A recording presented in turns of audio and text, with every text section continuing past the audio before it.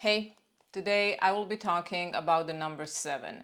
Now, I have briefly talked about this number in one of my videos on numerology, but today I will dive a little bit deeper. Number 7 is often considered the lucky number, but I think it's a more mystical number, and one of the reasons maybe it's one of the prime numbers, the fourth prime to be exact.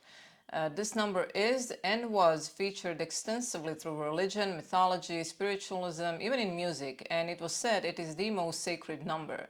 In the words of Helena Petrovna Blavatsky from her book The Secret Doctrine, number 7 is the festival day of all the earth, the birthday of the world. So let's see what are some of the myths, stories, and interesting facts about this mystical number. Life from cradle to the grave is divided into periods of 7 years, and certain and definite changes come into life every seventh year. So every seventh year tends to be a more critical year, as every seventh year begins a new cycle in life. Ancients noticed that ending of life happen in these cycle years as a rule more than during the years in between them in the life of the individual. The cycle of Uranus is 84 years, and every 7 years he changes signs of the zodiac, thus tending to changes in the life of the individual. Also, every 7 years the planet Saturn is at quarter points in his journey through his orbit from the place where he was at the birth of the individual.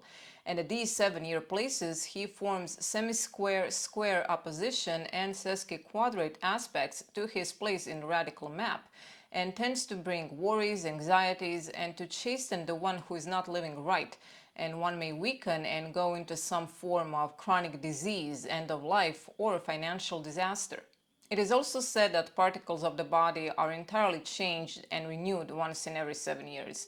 These seventh year places in life also correspond to the quarters of the moon and their years of affliction, and correspond to the square aspect and its divisions. The number 7 is said to be the number of perfection and is mentioned many times in the Bible and in occult literature. There are 7 days of the week, the 7 planetary angels, the 7 churches in Asia, and the 7 spirits before the throne. In the ancient Egypt, Apt, the first great mother who was the bringer forth in Apta as the womb of life, was elevated to the planisphere as bringer forth in heaven. She was constellated in the hippopotamus or greater bear and called the mother of the fields of heaven, the mother of beginnings, or the mother of the cycles of time. As such, Apt was builder of a heaven that was founded on the 7 pillars of the Heptanomis, meaning 7 nomes, which was at the time the administrative division of ancient Egypt, and the Heptanomis of 7 nomes was formed in the Middle Egypt. There were 7 Elohim, the sons of God. These are the spiritual progenitors of the 7 creative rays or hierarchies which constitute the manifested aspect of the Trinity, and which are focused or embodied in the rulers or deities of the 7 sacred planets. In the Phoenician mythology, the Elohim are the 7 sons of Siddiq, identical with the 7 Kabiri, who in Egypt are the 7 sons of Ptah, and the 7 sons of Ra in the Book of the Dead. They are the leading stars of 7 constellations which turned round the Great Bear in describing the circle of the year. These the Assyrians called the 7 Lumazi, or leaders of the flocks of stars, designated as sheep. Egyptian number 7 was the symbol of the life eternal. Their 7th letter of alphabet is called Zenta, meaning life, and according to one writer, this is why the Greek letter Z, which is a double 7, is the initial letter of Zao, meaning I live, and of Zeus, the father of all living. Now, this letter is connected with the sign Gemini. Among the various nations, 7 creative forces of the cosmos have been identified with the rulers of the 7 planets: Sun, Moon, Mercury, Venus, Mars, Jupiter, and Saturn. Among the Kabbalists, the symbols for these 7 planetary spirits are seen something like this. The Sun is the serpent with the head of the lion. The Moon is a globe divided by 2 crescents. Mars is a dragon biting the hilt of a sword. Mercury is a caduceus, and the cynocephalus, a dog-headed being.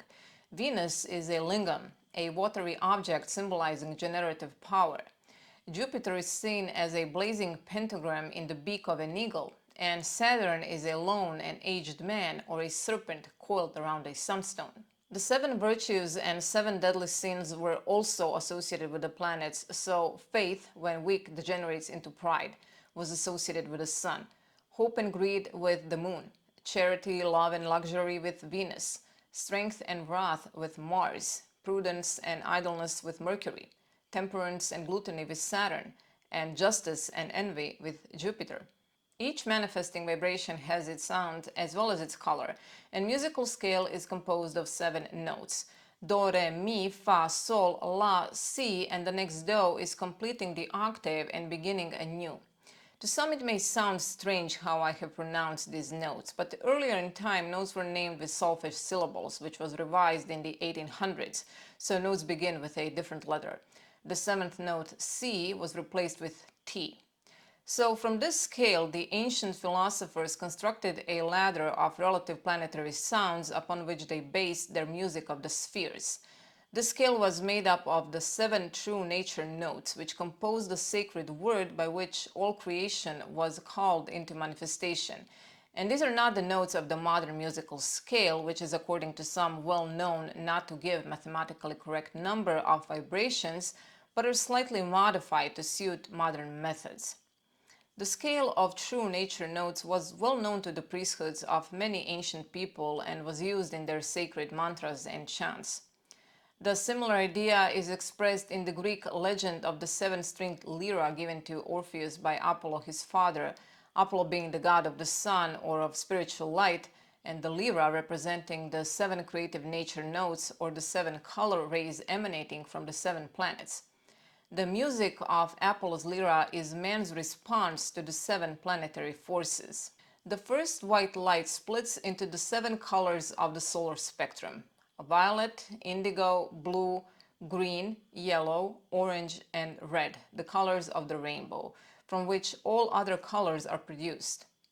Now about this, there were originally 5 colors when Isaac Newton was separating the spectrum, and he added the orange and indigo in 1672 because he wanted there to be 7 colors so there could be a connection with the number of days in the week and other things in nature.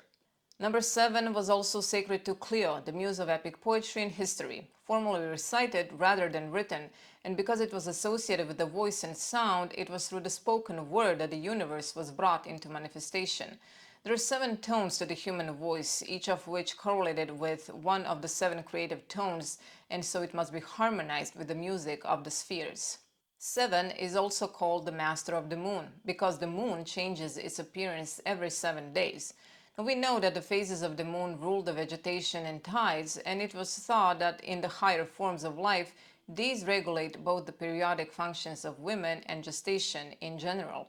In the Greek legend, Minos, king of Crete, demanded every 9th year a toll of 7 youths and 7 maidens who were sacrificed to Minotaur, a monster with the body of a man and the head of a bull.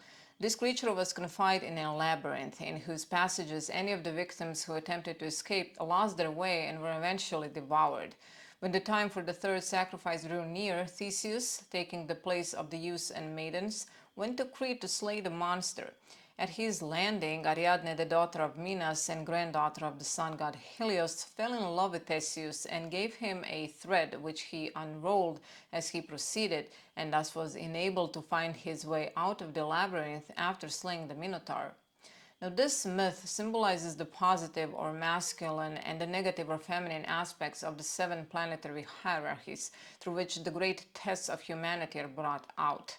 Because the bull symbolizes the sign Taurus and the generative power, the meaning is that a man whose passions, bull, rule and dominate the body or occupy the seat of government or the head is confined and shut in on every side by the labyrinth of earth conditions. In other words, animal man, while evolving through the lower aspects of forces symbolized by the 3 decans of Taurus, degrades and devours the most beautiful planetary influences until the close of the 3rd cycle or 3rd great initiation, when the real self, or Theseus, by following the thread of love and intuition given to him by the feminine aspect or Ariadne, or if looking at decans, the 3rd decan of Taurus is ruled by Venus, is able to slay the monster and set the planetary influences free from domination of the animal man, that they may accomplish their true mission of opening to the initiated man the gates of paradise. The constellation Taurus contains over 400 stars, and among them are the 7 Pleiades, the 7 sisters, and their half-sisters, 5 Hyades. One myth tells that these 12 sisters saw their brother killed by a snake while hunting in Libya. They mourned his death so passionately that Zeus, out of compassion, converted them into stars, 5 into the Hyades in the head and 7 into the Pleiades in the neck of the bull. Another myth is that the 7 Pleiades and their mother met the hunter Orion one day in the woods. The sight of their beauty captivated him so much that for 5 years he pursued them through the dense forest, now losing sight of them and seeing them flying before him. Finally, Zeus in pity turned them into white doves which flew to heaven and were converted into stars, although during the flight one dove was lost among the wandering rocks. Homer in the Odyssey alludes to them as the doves who brought ambrosia from the west. In the tarot, the 7th card is called the Chariot and is usually represented by the conqueror crowned with a coronet composed of 3 pentagrams of gold. He stands in a chariot having a form of a cubic stone, having over him an azure canopy supported by 4 columns and having 14 stars over his head. He has 3 right angles upon his breast, and upon his shoulders the Urim and Thummim, stones that are black and white, representing yes and no answers to questions, represented by 2 crescent moons, one on either side. He carries in his right hand a scepter surmounted by a globe, a square, and a triangle. In his left hand he has a fiery sword. Upon the square front of his chariot is a lingam and the winged sphere of the Egyptians, while 2 sphinxes, one black and one white, draw the chariot, each straining in the opposite direction, yet both looking toward the right and under the absolute control of the driver. So this card represents or symbolizes the main characteristics of the sacred septenary. The 7 of clubs card is used to represent ambition, drive, desire, and initiative. Among the Greeks, the sun is portrayed as a chariot drawn by 7 horses, representing the 7 planetary hierarchies or rays. And in the myth, Phaethon, the mortal son of the sun god Helios, decides to drive this chariot to the sun with disastrous results. The meaning of this allegory is that a man must perfect his 7 principles and his 7 powers on earth and become more than the mortal before he can safely hold the reins and control the 7 planetary forces. The dragons and serpents of antiquity were all 7-headed, as was the beast of the apocalypse, a head for each of the 7 races, and had 7 hairs on each head, representing the 7 sub-races of each great race. The 4 dragons of wisdom were composed of 7 constellations each. The 7-headed Akkadian serpent, whose heads multiplied from 7 to 1,000, fitly symbolizes the 7 principles of man and nature with their manifold aspects.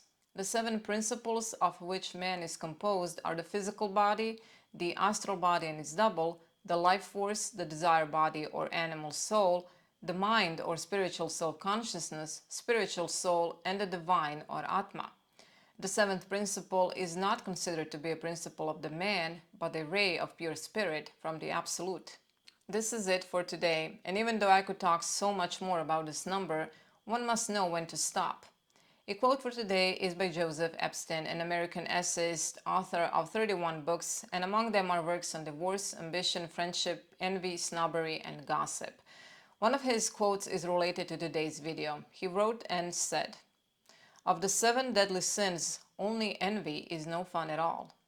Thank you for being here today. I do hope you found this video informative and interesting. Let me know, is 7 your lucky number? See you in a couple of days. Bye.